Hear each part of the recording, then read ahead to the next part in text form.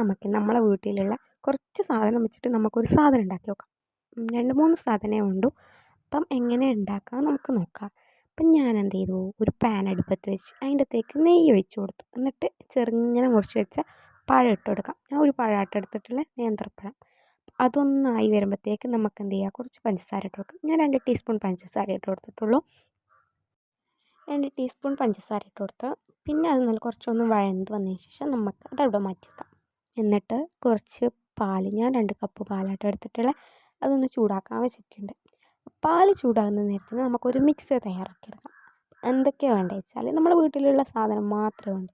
കോൺഫ്ലവറും പാൽപ്പൊടിയും പിന്നെ മിക്സ് ചെയ്യാനായിട്ടുള്ള പാലും മിക്സ് ചെയ്തിട്ട് നമുക്ക് നേരത്തെ ചൂടാക്കാൻ വെച്ചിട്ടുള്ള പാലിലേക്ക് ചേർത്ത് കൊടുക്കാം. പിന്നെ കോൺഫ്ലവർ എല്ലാം ഇട്ടതിന് ശേഷം നമുക്ക് കൈ എടുക്കാതെ ഇളക്കി കൊടുക്കാം. പിന്നെ അത് കട്ട പിടിക്കുമല്ലോ, അടി പിടിക്കും. നല്ലപോലെ മിക്സ് ചെയ്ത് കൊടുക്കാം. അതിന് ശേഷം നമുക്ക് അതിൻ്റെ അകത്തേക്ക് ആവശ്യത്തിന് മധുരം ഇട്ട് കൊടുക്കാം. ഞാൻ ഒരു കയ്യിൽ ഒരു വലിയ കയ്യിലെടുത്തിട്ട് അതിൻ്റെ അകത്തേക്കാട്ടോ പഞ്ചസാര ഇട്ട് കൊടുത്തിട്ടുള്ളത്.